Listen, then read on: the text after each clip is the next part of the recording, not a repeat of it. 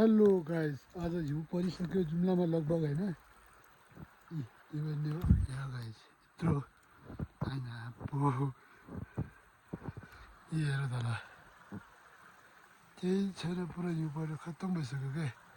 त्यही भएर गाइस म तल यो कट्टी लिएर बाइकको हालत बुझेर आऊँ होइन।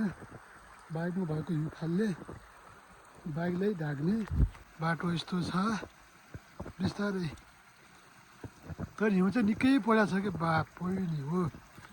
यो चाहिँ हो क्या जुम्लाको एकदमै 3 वर्षदेखि आज जुम्लावासीहरू पुरा कुरिरहेको थियो क्या, कहिले हिउँ आउने हो कहिले हिउँ आउने हो भनेर।